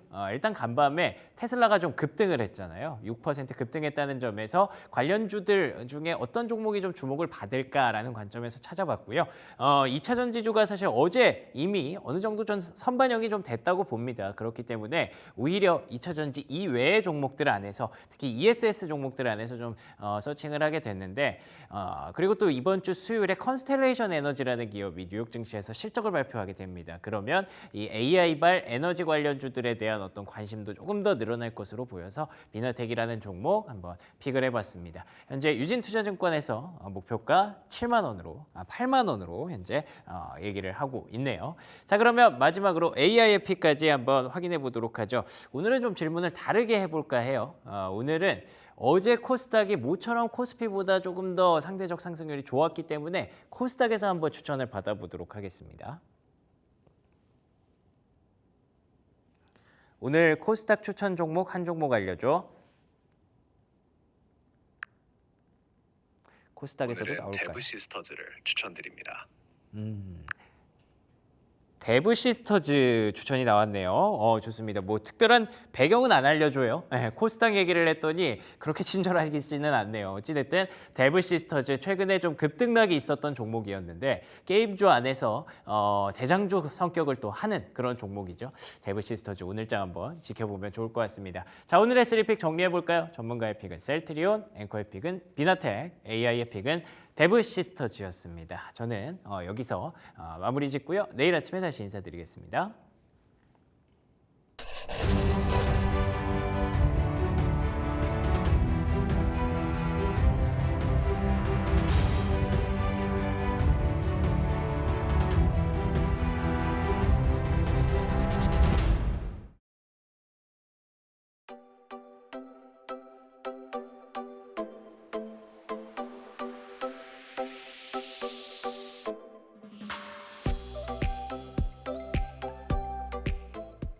네, 조성우의 투자의 맛으로 이어가 보겠습니다. SK증권 영업부 PIB센터 조성우 부장 나오셨습니다. 어서 오세요. 네, 안녕하세요. 네. 어제 우리 첫 거래일, 하반기의 첫 거래일 네. 산뜻하게 좀 흘러간 것 같아요. 네. 특히나 특징적이었던 거는 소외됐었던 제약바이오가 강했고 대표적인 성장 주자 2차 전지가 다시 달려줬다였던 것 같은데 이제 하반기에 예고편이라고 봐야 될까요? 그러니까 큰 틀에서 하반기 첫 거래일을 정의하자면 네, 순환매다. 순환매. 예, 그러니까 상반기의 모습과는 좀 다른 하반기가 전개될 것이라는 그런 힌트를 좀 강하게 준 하루가 아니었나 이렇게 생각을 하고요. 일단 어제 일단 2,800을 이제 돌파하면서 좀 산뜻하게 이제 출발을 했고 어제는 모처럼 이제 코스닥도 상당히 좋은 모습이었죠. 전체적으로 체감 지수가 많이 좋아지고 있는데요.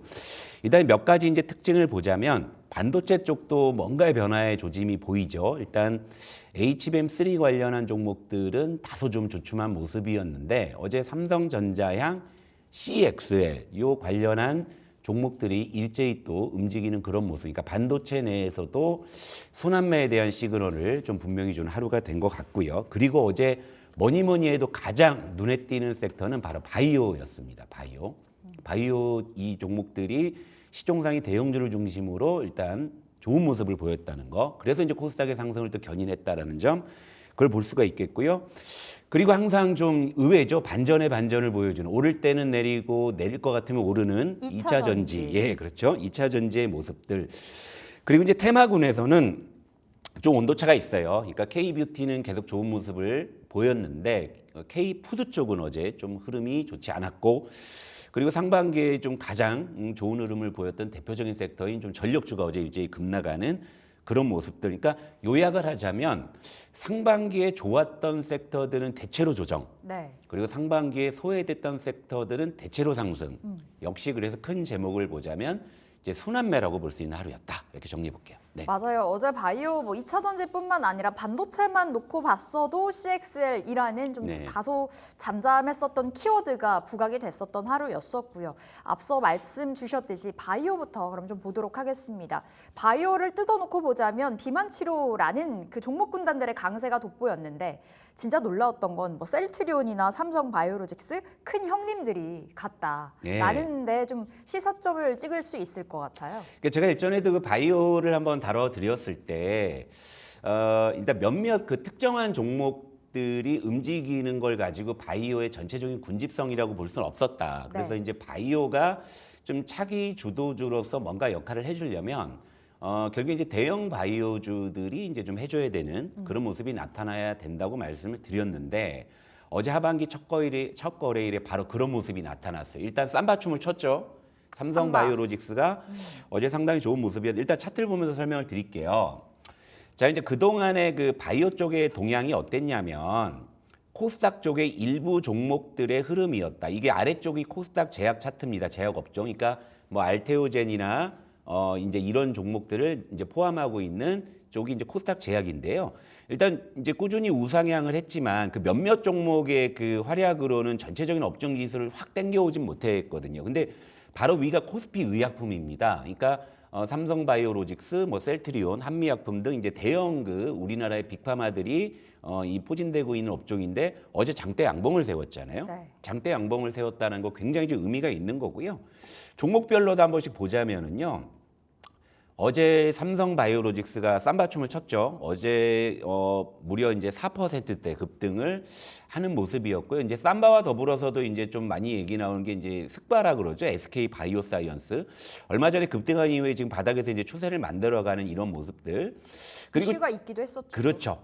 일단 그 SK 바이오사이언스나 최근에 그러니까 대형 바이오주들의 특징이 뭐냐면 각각의 제목들이 하나씩 있다라는 거예요. 그런 어떤 이슈들이 있어서 그런 것들이 주가를 자극을 하는 거고. 그리고 이제 또 하나 보자면은 한미약품. 사실 그동안에 이제 한미하면은 한미 반도체였잖아요. 근데 어제는 한미하니까 한미약품이었습니다. 그러니까 같은 한미여도 이제 온도차가 분명히 발생하는 그런 모습이었는데요.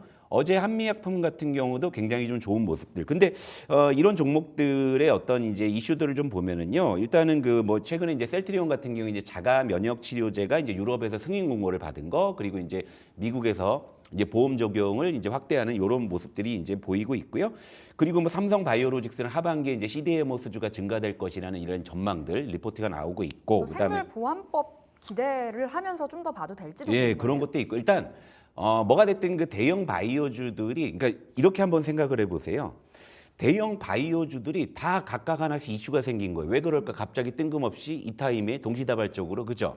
이제 뭔가 올라갈 이제 때다. 좀 갈 때가 됐다라는 그런 쪽으로 좀 해석을 할 수가 있는 거기 때문에 그러니까 바이오는 이제 2차 전지와 더불어서 반도체가 쉬거나 조정을 받을 때 그걸 대체해 줄 수 있는 가장 유력한 후보 섹터란 말이에요. 그런데 어제 바이오와 2차 전지가 같이 움직였다는 거 그리고 이제 시총상의 대형주들이 움직였다는 거 이거 굉장히 좀 의미가 있는 그런 흐름이었다고 볼 수 있죠. 네. 확실히 금리 인하에 대한 시그널을 해석을 해내면서 성장주들의 강세가 돋보였던 것 같거든요. 그러니까 예, 말씀하세요. 예, 네. 간밤에 또 제조업 네. PMI 지수가 잘 나왔지 않습니까? 네, 네, 그렇다 네. 보니 오늘도 추가적인 상승이 나오지 않을까 싶기도 하고요. 그러니까 일단은 어제 그 하반기 첫 거래일에 확실한 순환매 시그널을 보여줬고요. 그리고 이제 간밤에 뉴욕 증시를 보게 되더라도 좀 순환매 쪽으로 계속 이어지는. 그러니까 예를 들면 엔비디아를 중심으로 한 이제 HBM3형 종목들 물론 이제 추세는 유지를 하고 있지만 엔비디아는 어제 뭐 간밤에 좀 이제 장중에 이제 급락도 했다가 뭐 돌려 세우긴 했습니다만 그런 변동성을 한켠에 두고서 애플이나 아마존이나 마이크로소프트 같은 이런 종목들 그동안 사실 덜 올랐던 종목들이거든요. 그러니까 이런 종목들이 또 올랐다는 걸 보게 되면 좀 하반기는 어쨌건 좀 순환매 쪽으로 우리가 네. 좀 이제 시선을 둘 필요가 있다 이렇게 볼 수 있겠습니다. 알겠습니다. 그럼 부장님 바이오 지금 시점에서 접근 가능한 종목 골라볼 수 있을까요? 그러니까 지난주만 하더라도 이제 몇몇 종목으로 움직이는 바이오주는 그렇게 신뢰성을 못 줬는데 이렇게 어제 그 이제 대형 바이오주들이 일제히 움직였다는 쪽에서 본다면은 이건 순환매에 대한 좀 신뢰도를 높여갈 수 있는 거죠. 그렇다 보니까 바이오는 어쨌건 굉장히 좀 어려운 섹터죠. 매운맛이에요. 바이오는 뭐 매운맛 섹터고 그리고 사실 어제 뭐 비만 치료제 관련한 종목들이 일제히 급등을 했는데 저는 별로 관심 없고요. 왜냐하면 그 비만 치료제 중에 그 몇몇 종목은 실제 모멘텀이 될 수 있겠지만 대부분 안 될 거란 말이에요. 그러니까 네. 이제 그런 상황이라 보면 결국에 이제 실적을 보여줄 수 있는 대형 바이오주 쪽이 이제 시청자 여러분들께서는 좀 부담 없이 접근할 수 있는 그런 이제 전략이 아닐까 보고 있고요. 그런 이제 관점에서 이제 저는 이제 요 앞 코너에서도 좀 한번 언급이 됐던 종목이죠. 전 셀트리온을 좀 일단 최선호주로 좀 말씀을 좀 드리고 싶어요. 일단 이슈가 좀 겹치고 있죠. 여러 가지. 그러니까 자가 면역 치료제 쪽에서 유럽 승인 권고가 이제 지금 나온 상황이고요. 그리고 피하 주사 치료제가 미국에서 이제 보험 적용이 확대되니까 당연히 이제 보험이 적용이 확대되면은 이제 훨씬 더 처방이 늘어날 수 있고요. 그러면 이제 매출이 늘어날 수 있는 그런 개념이고 그리고 일단은 그 합병에 대한 일단은 좀 그 이 마무리 작업은 끝난 것 같아요. 그러면서 이제 서서히 이제 원가 개선이나 이런 부분들이 또 실적에 또 이제 보탬이 될 수 있다 이런 전망이기 때문에 뭐 셀트리온은 일단은 뭐 가장 큰 관심 종목으로 말씀을 드리고 다만 바이오는 이럼에도 불구하고 아무리 부담 없는 자리에서 순하게 접근을 해도요 늘 변동성이라는 게 있기 때문에 그래도 아무래도 좀 매매 좀 능숙하신 분들 그러니까 기본적으로 좀 손절을 하실 수 있는 분들 네. 그런 분들이 좀 접근하셨으면 좋겠습니다. 바이오 뭐 다 같이 들어가자라는 관점에서 말씀을 주신 건 아니고요. 조금은 보수적인 관점과 좀 더불어서 보자라는 말씀 주셨습니다. 셀트리온 보자 말씀 전에 들었고요. 자 그렇다면 부장님 어제 또 소외됐다가 올라갔던 쪽 2차 전지 간밤에 테슬라가 6%가량 올라갔단 말이죠. 근데 굉장히 아이러니한 거는 트럼프가 지금 재집권 이야기가 솔솔 나오는 시점에서 사실상 트럼프 비수혜주로 꼽히는 2차 전지가 가고 있단 말이죠. 이거 어떻게 봐야 될까요? 이거 되게 좀 의외잖아요, 그죠? 이게 굉장히 좀 의외인 게 일단은 그 트럼프의 좀 당선 가능성이 높아지면 아무래도 좀 이제 신재생 쪽이 좀 약해지는 실제 이제 어제 같은 경우에 신재생주 쪽은 조금 낙폭이 나왔었는데 미국 증시에서도. 예, 그렇고요. 근데 2차 전지 쪽은 굉장히 좀 좋은 모습을 보였어요. 일단 이것도 좀 차트를 보면서 한번 좀 볼게요. 어제 가장 좀 깜짝 놀랐던 거는 LG 에너지 솔루션이 무려 6% 가까이 네. 급등을 뭐 했던 모습들. 그 다음에 또 하나 보자면 삼성 SDI. 그러니까 물론 이제 여러분들이 이제 2차 전지하면 가장 관심이 있는 종목들은 뭐 에코프로 삼형제를 비롯해서 이제 그쪽 이시겠지만은 셀 3자요. 제가 이제 요 LG 에너지 솔루션이나 삼성 SDI를 이제 중심으로 설명을 드린 이유는 결국에 이제 업종이 움직이려면 대장주가 움직여야 되고 군집성을 보여야 된다. 그러니까 결국에 LG 에너지 솔루션이나 삼성 SDI가 추세를 잡으면 에코프로 삼형제가 탄력을 더 받을 수도 있는 거예요. 예를 들면 어제 에코프로 머티리얼즈 같은 경우에 굉장히 탄력 있는 모습을 좀 보였었거든요. 그래서 이제 그런 관점에서 일단 이런 겁니다. 바이오나 2차 전지나 모두 바닥에서 일제히 대장주들이 끌어주면서 군집성을 보이면서 올라왔단 말이잖아요. 그러면 그 어느 때보다 이제 업종이 올라갈 가능성이 높아진 거잖아요. 네. 그럼 여기에 우리가 힌트를 줘야 되는 거예요. 그러니까 이제 당장에 오늘부터 무슨 뭐 바이오 중소형 주사 갖고 나 오늘 뭐 급등 먹겠네. 절대 이러시면 안 된다 이거지. 그러니까 이런 이제 대장주들의 이제 이런 어떤 움직임들이 포착이 됐기 때문에 여기서 일단 업종을 추적하고 그 다음에 이게 추세로 잡혔을 때 그 다음에 종목으로 확산을 해야 여러분들께서 초과 수익을 내실 수 있다 이런 관점인데요. 일단은 2차 전지는 바이오와 좀 다르게 바이오는 어제 그 대형 바이오주들이 각각의 이슈가 있었어요. 근데 2차 전지는 사실 뚜렷한 상승 이슈는 딱히 없었어요. 사실 수요가 받쳐줘야 예. 가는 게 찐 반등인데. 그러니까 뭐 한다 2차 전지 좋아진다 이런 분석보다는 대체로 보면은 너무 빠졌네, 그리고 싸네, 그리고 뭐 이제 수급적인 요인이 좀 크게 좀 작용했던 것 같긴 합니다. 그러나 어쨌건 이런 어떤 전체적인 전제가 순환매라는 전제로 봤을 때는 2차 전지도 분명히 의미 있는 시그널들을 좀 보여줬다 이런 거죠. 그러니까 굉장히 반도체 쪽에서도 어제도 좀 다른 어떤 모습들이 이제 펼쳐진 것처럼 이제 바이오나 2차 전지 쪽도 반도체 쪽이 뭐 조정을 받는다든지 아니면 반도체 쪽에서 뭔가 변화가 감지가 됐을 때 그런 과도기적인 수급들이 분명히 2차 전지나 바이오 쪽에 흘러 들어갈 수 있다라는 시그널을 어제 분명히 보여줬기 때문에 네. 2차 전지도 지금은 이제는 좀 관심 있게 봐야 될 타이밍이 아닌가 보고 네. 있습니다. 네. 이제 서서히 좀 관심 종목에 넣어봐야 되겠습니다. 2차 전지 종목 군달 어제 대형주 형님들을 필두로 반등이 나왔었기 때문에 이제 찐 반등일 것인가 시간 두고 지켜보도록 하겠고요. 자, 그럼 2차 전지 역시나 산업 ETF로 좀 봐야 된다. 유효할까요? 제가 며칠 전에도 일단 요거 한번 볼게요. 코덱스 2차 전지 산업 보세요. 어제 LG 에너지 솔루션 6% 급등하고 대체로 2차 전지들이 좋으니까 이 ETF도 어제 3% 정도 올랐거든요. 그러니까 뭐냐면 업종을 전체적으로 포괄한다고 했을 때는 역시나 이제 업종 대표. 그러니까 제가 이제 반도체도 변동성이 크고 매운맛이 있기 때문에 업종을 추적하려면 ETF를 들고 계시자는 말씀을 드리잖아요. 그런데 반도체 ETF 접근 전략하고 2차 전지 ETF 전략은 좀 다르죠. 반도체는 원체적 가격 부담이 있는 상황에서 어제 같은 경우에도 HBM3 쪽이 주춤하니까 CX3 올라오고 이런 걸 여러분들께서 일일이 종목으로 따라가기가 굉장히 어려우시잖아요. 네. 그러니까 반도체만 그냥 업종만 들고 있는 거예요, 이럴 때는. 근데 2차 전지는 전체적으로 이제 바닥권에서 올라올 수 있는 어떤 나침반의 역할을 한단 말이죠. 그러면서 이제 이런 것들이 추세를 잡게 되면 모르긴 몰라도 LG 에너지 솔루션이나 삼성 SDI나 이런 류의 2차 전지 대형주들이 분명히 추세를 잡고 있을 거예요. 그랬을 때 2차 전지 ETF가 적어도 정고점을 요 돌파하는 시도가 나온다라고 했을 때 어떻게 하면 될까? 이때부터 종목으로 확산하면 되는 거죠. 초과 수익을 낼 수 있는 기회들이 생기는 거잖아요. 근데 아직은 2차 전지가 그동안 어떤 모습을 보였냐면 반등하다 싶으면 주저앉았죠. 반등하다 싶으면 주저앉았죠. 이걸 반복을 했기 때문에 일단 바닥에 대한 신뢰도는 굉장히 높아요. 뭐가 됐든 간에 단기적이든 중장기적이든 2차 전지의 바닥이라는 인식은 되게 넓어지고 있는데 문제는 언제 고양이 목에 방울을 달고 이제 질주할 것이냐라는 거죠. 근데 어제는 그 어느 때보다 강한 힌트를 주긴 했거든요. 그런데 중요한 건 어제 같은 경우에는 2차 전지 쪽 대형주들이 좋았지만 일부 뭐 배터리 장비 쪽이나 이런 쪽은 좀 빠졌단 말이에요. 그러니까 그런 부분들을 2차 전지 간다고 덜컥 잡았다가 또 물리시면 안 되잖아요. 그러니까 일단은 업종을 먼저 추적을 하신 다음에요. 요게 이제 어느 정도 추세를 잡으면 그러면 여러분들이 가지고 오지 말라 그래도 제가 관심 종목을 막 쏟아낼 수도 있는 거예요. 그죠? 네. 그러니까 지금은 일단 요 정도 선에서 일단 추적을 하자는 의미로 말씀드릴게요. 알겠습니다. 인사이트를 얻었네요. 지금 바닥권인 만큼 전반적인 그 틀에서 볼 수 있는 ETF로 추종을 해보자. 그리고 나서 달려갈 때 종목에 국한해서 수익률 키워보자 말씀 주셨는데 자 어제 그럼 또 하나의 특징적이었던 거는 K푸드, 뭐 뷰티로 놓고 봤을 때 희비가 극명하게 엇갈렸던 말이죠. 상반기에 원체 뭐 주름 잡았던 섹터들인지라 하반기 대응이 중요할 것 같은데. 예, 그 상반기는 주름을 잡았는데 이제 하반기는 주름질 수도 있겠다. 왜냐면 많이 올랐으니까. 주름살이요. 많이 올랐으니까 이거 볼게요. 네. K뷰티나 K푸드나 다 지금 수출 모멘텀이 강한 섹터죠. 그런데 어제 그 온도차가 발생을 했는데 먼저 푸드부터 말씀드릴게요. 자, 삼양식품. 어제 좀 급락을 하면서 21선 추세선이 일단 깨졌어요. 어제 8% 정도 급락을 일단 했고요. 그리고 이제 음식료의 대장은 2위가 지금 삼양식품인데요. 1위가 대장주가 CJ 제일제당이거든요. 시총으로 제일제당도 봤을 때요. 제일제당도 어제 좀 하락하면서 21선 추세선을 이제 이탈을 했는데 그 요걸 포괄하는 음식료를 한번 보겠습니다, 여러분. 자, 음식료 업종도 21선 이탈했으니까 지금 음식료 전반적으로 지금 추세가 일단은 깨졌다라고 볼 수 있는 거예요. 그러니까 이런 상황에서 이제 어제 K뷰티 쪽이 움직인 걸 또 볼게요. 어제 K뷰티 쪽 개별 종목들 많이 움직였지만 대장주만 보겠습니다. 일단 어제 LG 생활건강이 4%대 급등을 했죠. 그리고 아모레퍼시픽도 그동안에 장기적인 조정을 끝내고 어제 60일선에서 버텨 이게 실적선이거든요. 예. 어제 약보합으로 마감을 했죠. 그러니까 온도차가 분명히 있는 이유는 뭐냐면 일단 K뷰티 쪽에서 대장주들은 선조정을 먼저 받은 거예요. 선조정을 먼저 받은 상황에서 LG 생활건강이 어제 이제 바닥권에서 이제 반등을 시작을 한 거고요.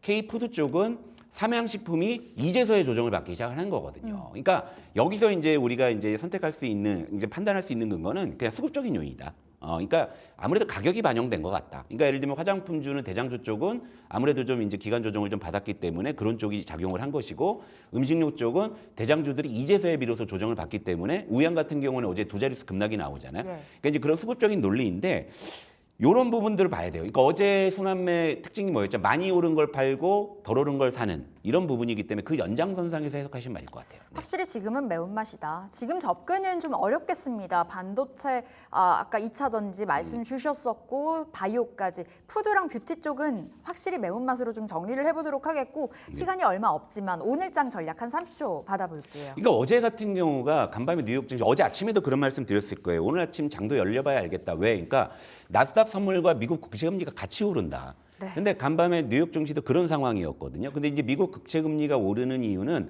아무래도 이제 트럼프 당선 가능성이 높아지니까 재정 적자 우려인 것 같아요. 그러니까 통화 정책하고는 무관하게 지금 금리가 움직이는 거기 때문에 시장이 그 부분을 캐치했기 때문에 국채 금리가 올라가더라도 기술주가 올라가는 그런 흐름들이 나타난 것 같거든요. 그러니까 당분간은 좀 이제 국채 금리 상승에 대해서는 크게 우려하지 않고 시장의 모멘텀을 보시면 될 것 같은데 일단 이제 오늘 제가 다뤄드린 이슈가 굉장히 하반기에 중요한 힌트 같아요. 그러니까 오늘 뭐 바이오나 2차 전지 쪽을 주로 보시고요. 그리고 이제 그 외에 다른 쪽 그동안 소외됐던 측면에서 어떠한 이제 섹터들이 올라오는지 뭐 이런 부분들 좀 체크하시면 좋을 것 같습니다. 네, 알겠습니다. 투자의 맛 여기서 인사드려 볼게요. SK증권 영업부 PIB센터 조성우 부장 함께했습니다. 말씀 고맙습니다. 자, 어느새 개장까지 1시간 남짓 남아있는 상황입니다. 이 출발 딜사이트 1부 여기서 마무리 지어보겠고요. 2부에서 여러분들 기다리고 있겠습니다. 고맙습니다.